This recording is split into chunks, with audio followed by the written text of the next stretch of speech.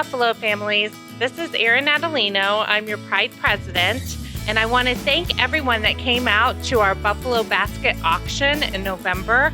Thank you to all of our volunteers and anyone that came out and attended, all the parents that made donations, and the teachers that submitted their baskets. We truly appreciate all of the camaraderie around this event, and it was very successful, so thank you very much. Reminder that we will not have a Buffalo Pride meeting in January. Our next one will be in February. And I hope that you guys all have a wonderful holiday break. Hi everyone, this is Courtney Gage, your Buffalo Pride Vice President. Thank you so much for joining us, and I just wanted to go over a few of our events that are going to be in 2023. Can you believe it? We're already there. So in January, we're going to be having a uniform swap, and that's going to be on January the 7th.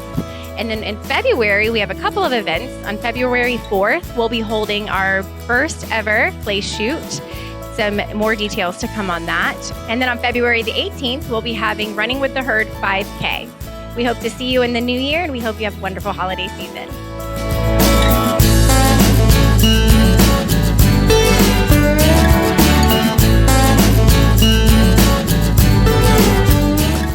Hello, parents of all these wonderful students. I am grateful for the opportunity to once again speak to you about the tool that we provide to all your students to keep our community safe.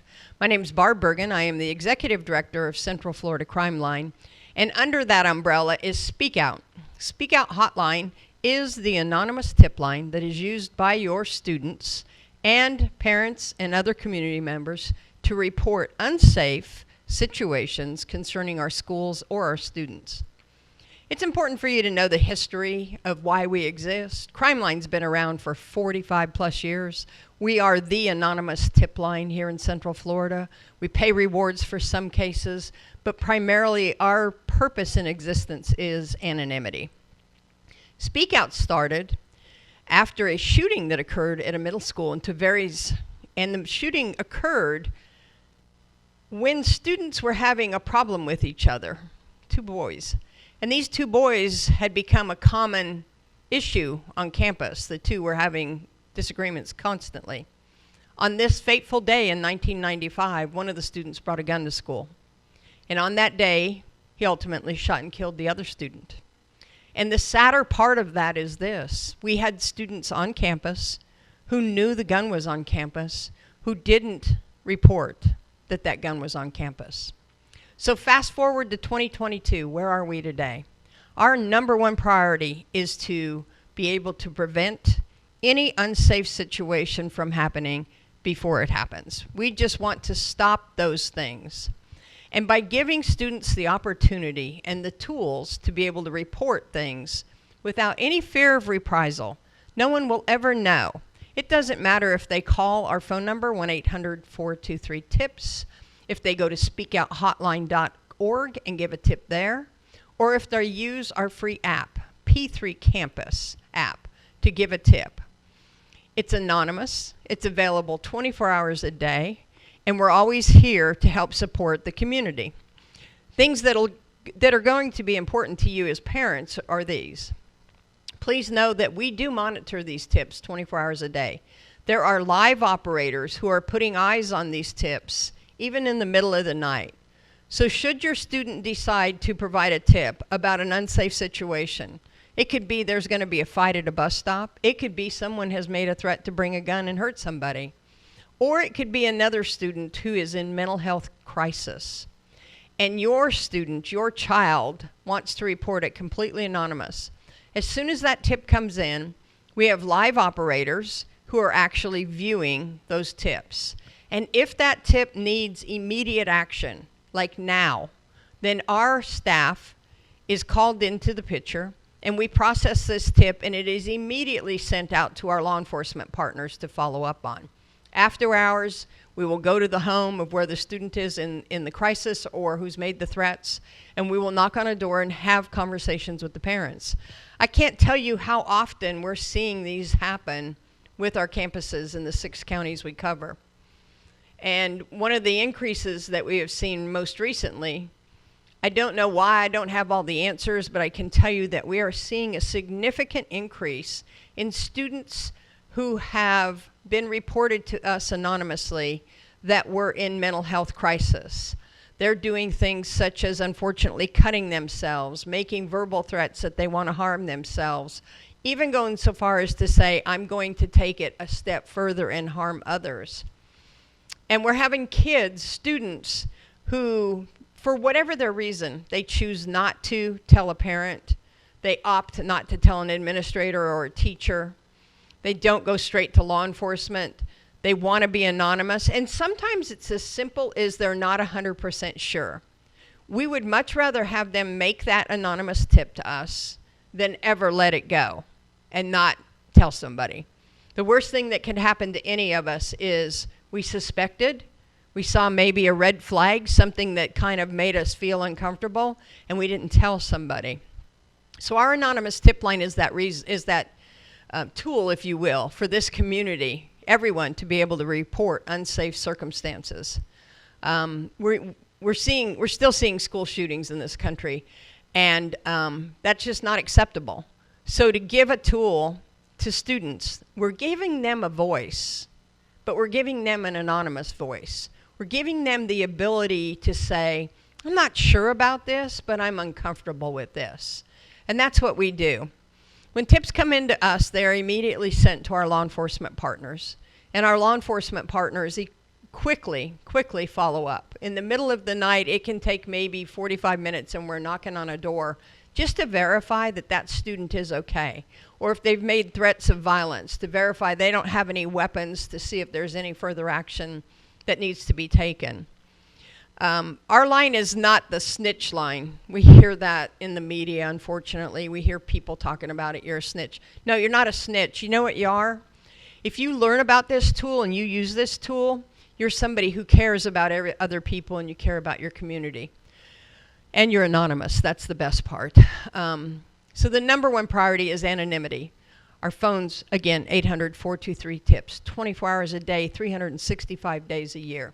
We do offer some cash rewards. They are smaller cash rewards when it comes to students and school properties and stuff like that. But one of the things that we're seeing in this day and age is people don't call Crime Line or speak out anymore for the cash money.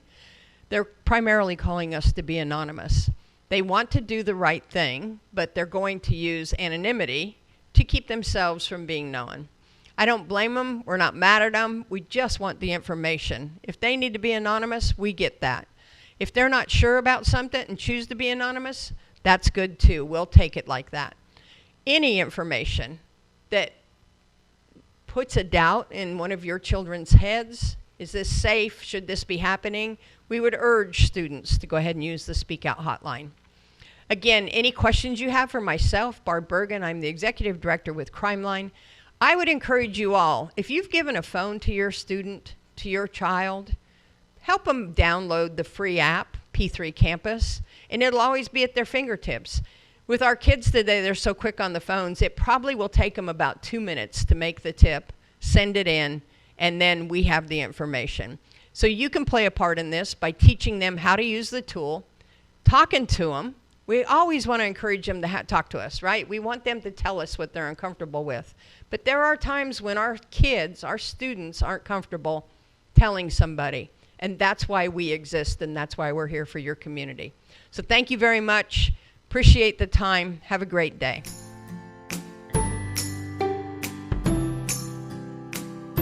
Good evening, everyone. My name is Jeff Zimmerman from the sales department here in the Villages. I'd like to thank you all for joining us during our virtual Pride meeting in the month of December. During my travels throughout the community, one of my favorite questions to ask people is, do you ever get treated outside of the Villages the same way that you get treated inside of the Villages? A lot of time I'll get blank stares. Sometimes people will pause to try to think, when's the last time I was outside of the Villages? But more often than not, I don't get a resounding absolutely. It seems we get treated better inside the Villages than we do outside of the Villages. And quite simply, I think we would all agree, because the Village is a very special place. Many years ago, Tracy Morse said, "You can always tell when you leave the villages and you can always tell when you come back."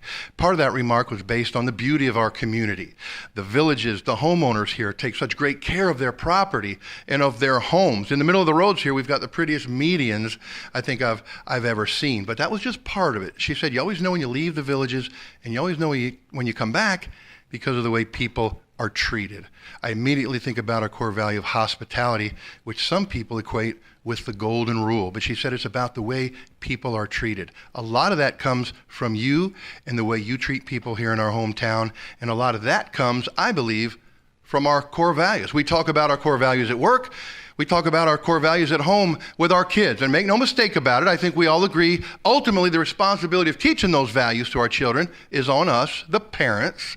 Granted, sure, they're going to hear it in the classroom. They're going to hear the values from their coaches, from the administration, from the staff here. But that fish swims from the head. And make no mistake about it, the ultimate responsibility, in my opinion, lies with us. So it's up to us to model the behaviors that we want our kids to emulate, because I think, again, quite frankly, if we don't do it, it's not going to happen. But when we do that with our kids, we all become better people. And if that's not a great example of stewardship right there, I don't know what is. But what are some innovative or creative new ways that we can model those behaviors or talk about those values with our children? Not always easy, but that's okay, because hard work is one of our core values too. And for those of you keeping track at home, I just got all 4 core values in the beginning of this little chat that we're going to have tonight. But how do we go about this? Hospitality. There's a variety of ways that we can model or instill those values in our kids, but I'm going to go with an easy one. Yes, if we want our kids to demonstrate hospitality, we ourselves need to demonstrate hospitality. We need to demonstrate it at home with each other. We need to demonstrate it when we're out in public. We need to demonstrate it when we're on the phone. Anywhere our kids can see or hear us, it starts with us. We need to demonstrate hospitality. Those values that go back to the sandbox, right? Honesty, caring, sharing, cooperation, things like that. But how can we model or instill hospitality in our kids? We talk about stewardship. I think it's fantastic that the parents here take those words right out of that core value, and you all instill in your kids or share with your kids words like accountability and responsibility. In my travels, most people define stewardship as leaving something better than you found it. I think that's something that all of our parents have probably been teaching us for years, or at least when we were kids. Stewardship, leaving things better than you found it. A lot of people like to define stewardship as you see it, you own it. And how cool is it that we've got a bunch of parents, sharing the ownership mentality with our children. When I was in the Army, I had a colonel that said, if I have a lieutenant that walks by a problem, I have 2 problems. Talk about innovation and creativity. That is my favorite core value, but I'm going to go a different way with that. What can we do to teach or to share with our kids creative problem solving? They're going to have to solve problems their whole life. I wasn't a big math fan when I was in high school, but I always appreciated the ability to work through a problem to a successful solution.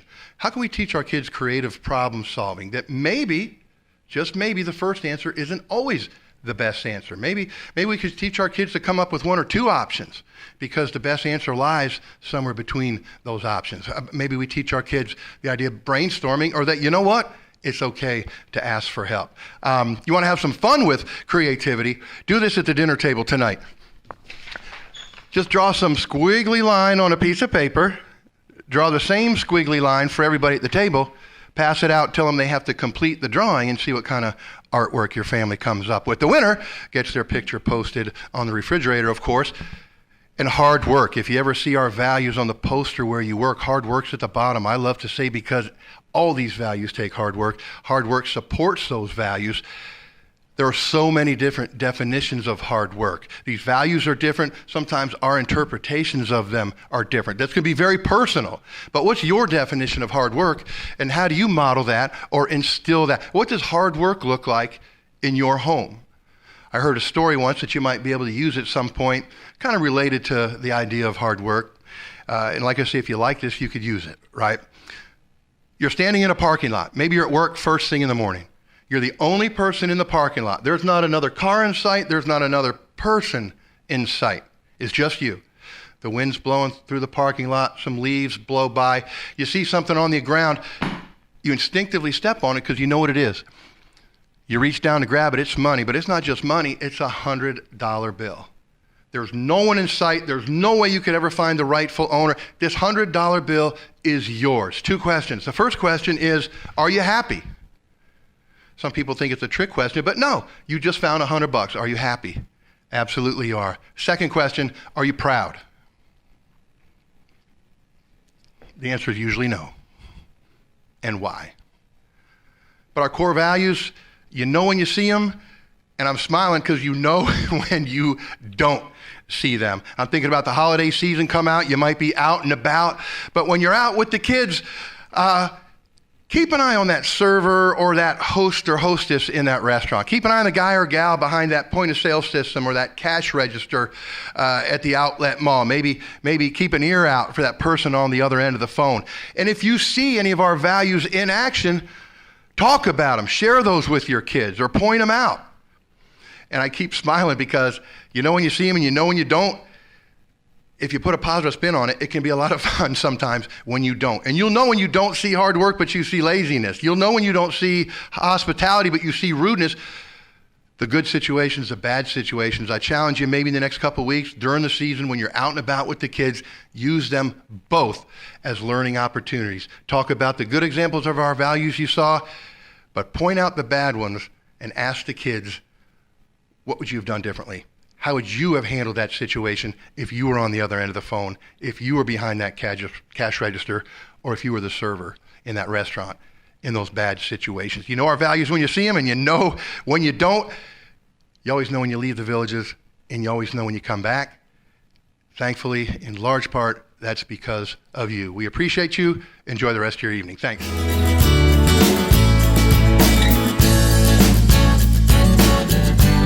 And at the elementary school for the month of December, we have a lot going on in addition to our great academic activities every day. Our 3rd graders are going on a field trip to SeaWorld. Different classes are scheduled on these days, December 5th, 6th, 7th, and 8th. It ties right in with their standards, and we know they're going to have a great time. And then over at the primary center with our kindergarten and 1st graders, we're having their book fair the week of December 5th. Thank you in advance for supporting literacy and helping to get more books into the hands of our children. And then moving into the holiday spirit, our elementary choir is having their holiday program during the day for our 2nd and 3rd graders. That's going to be on December 14th at 8:45. We're looking forward to that. And then that same evening on December 14th, we're going to have our big 1st grade Christmas musical. Our music teacher, Miss Deb Frazier, has been working extra hard with all of the 1st graders. Hopefully your 1st grade parents have been hearing those songs and are ready to attend with us the evening of December 14th, 6:30 in the middle school gym. And then our kindergartners, all of them are going on a field trip on the same day to see Old MacDonald's Down Home Holiday Show. That is going to be at the Sharon Morris Performing Arts Center. Whoa, we're in for a treat there. And again, all the kindergartners were invited to go on that day, and that is December 16th. That's our last day before winter break. And continuing the holiday spirit on December 16th, our 1st graders are in for a treat. That is the day of 1st grade's Polar Express Day. So they'll be doing curriculum activities to go along with that great children's book. And our 1st graders only get to wear their pajamas to school so they can hop aboard the Polar Express. So that's some highlights for the month of December. And me and all of our staff here at the elementary school wish you and your family a very happy holidays and Merry Christmas.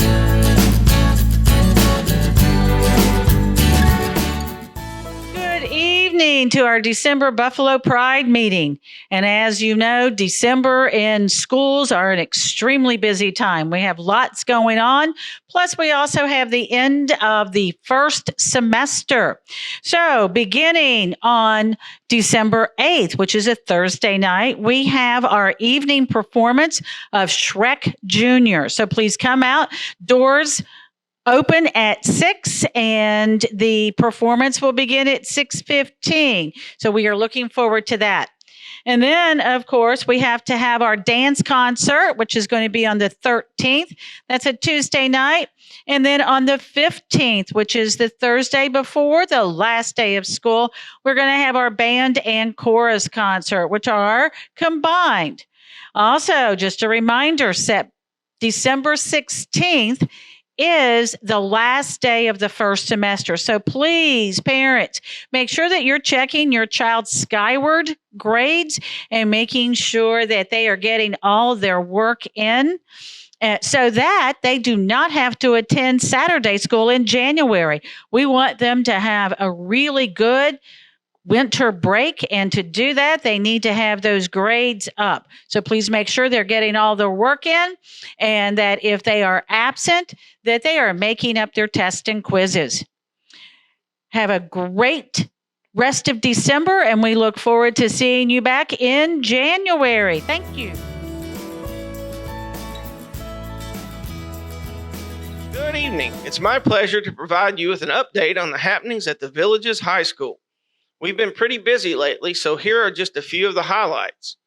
The VHS annual Veterans Day celebration was a big hit with over 50 veterans attending. Breakfast was prepared and served by Chef John and the culinary arts students.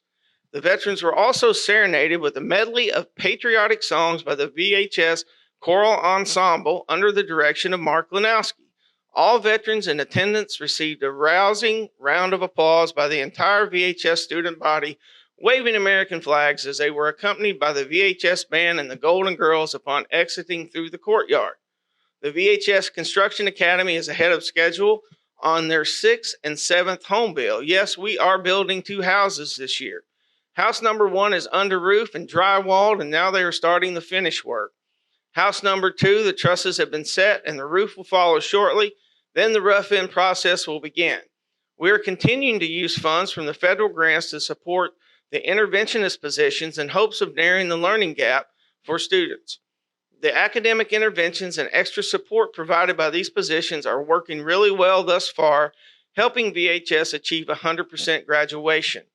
100% graduation just doesn't happen. It requires a tremendous amount of work for everyone involved, including teachers, counselors, administration, coaches, staff members, to ensure that each of our students walk across the line on graduation day. VHS has an incredible faculty and staff that does a tremendous job of helping our students achieve success. Our second annual school-wide testing day was a huge success. All VHS students participated in the testing day by either taking the SAT, the PSAT, the NMSQT, or the ASVAB test. We do a school-wide testing day so that we don't take away several days of class time for standardized testing. All academies are in full swing with mentorships, practicums, and clinical field experience. The programs are providing real-life opportunities for VHS students to work with community partners. The Fitness and Coaching Academy seniors have already started taking their NASM exams. So far, the students have a 100% pass rate, and that's 12 out of 12 passed. Culinary Arts Restaurant is running full speed as they are serving lunch to local clubs and agencies on Thursday. Just for the future, tickets are still available for the Choral Gala, formerly known as the Winter Follies, that will be held on Thursday and Friday, December 8th and 9th at 6 p.m. at New Covenant Methodist Church. So make sure that you get that last-minute ticket and enjoy a great meal and an outstanding performance by the VHS Chorus and Drama team. Parents, please continue to look for upcoming events on the VHS website, Skyward, and Hot Topics so that you and your student can stay up to date on the happenings and events at VHS. In closing, I would like to thank all the teachers, staff, students, parents, and community leaders for the continued hard work and dedication that makes VHS a great place to be. We are working harder than ever to make sure that we are actively engaging, educating, and filling the learning needs of our students. Thank you and have a good evening.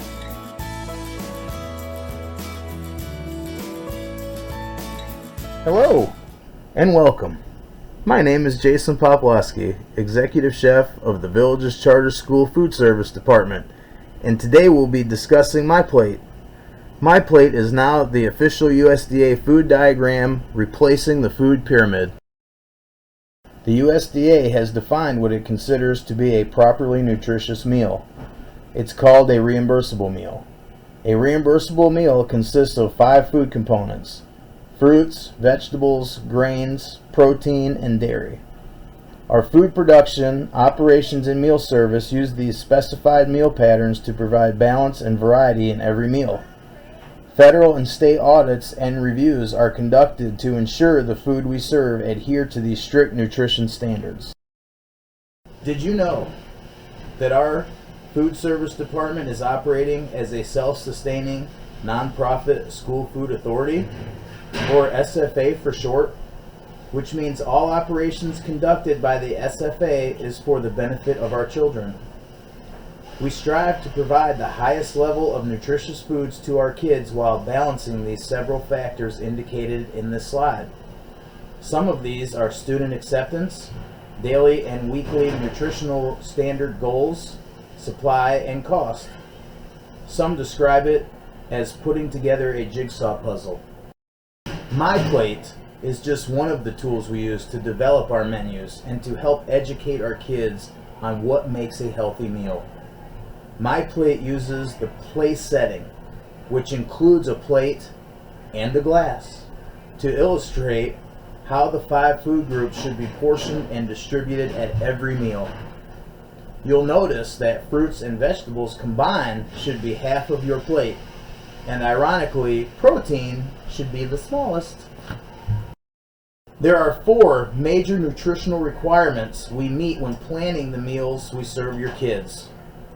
We have a range for calories and sodium we meet for every meal planned. Each of these requirements are different based on your child's age, and this translates to the different grade level menus you see online. K through 5, 6 through 8, and 9 through 12 each have different serving sizes, calories, and sodium requirements.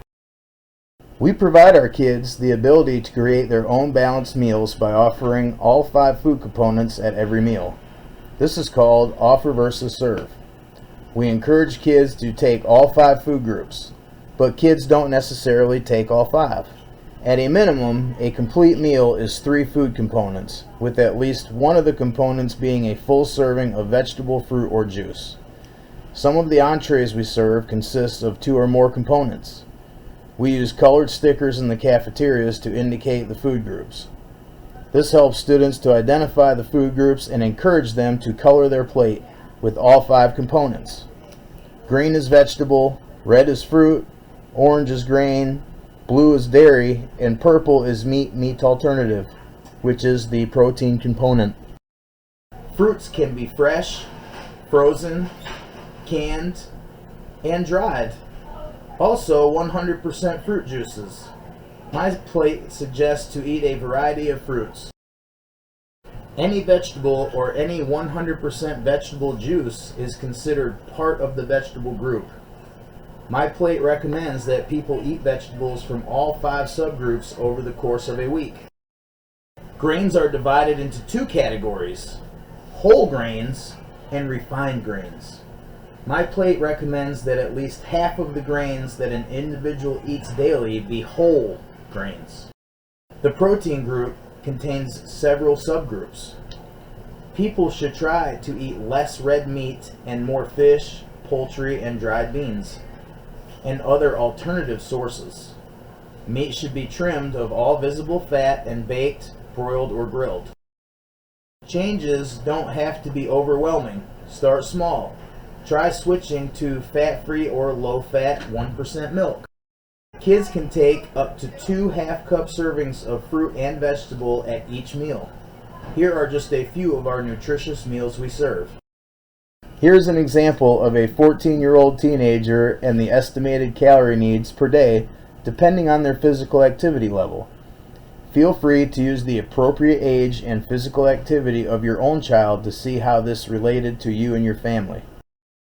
This slide shows you the required servings of each of the food groups your child would need daily and weekly. All of the meals we serve in our school must abide by this food pattern. If we can teach children early about the benefits of eating healthy and showing them examples of what a healthy meal pattern looks like, they will grow into healthy adults and lessen their chances of disease and sickness. Here are a few things you can implement at home to inspire healthy eating. Try to limit the amount of fats by using oils like olive oil instead of butter. Try eating and drinking less foods containing sodium, saturated fat, and added sugars. Offer more fruits and vegetables, especially dark green leafy options. Encouraging your kids to choose healthy choices now will help them develop into a healthier adult. Thank you for joining us today, and let's work together to support our children's eating habits to make sure our kids are fit, healthy, and ready to learn.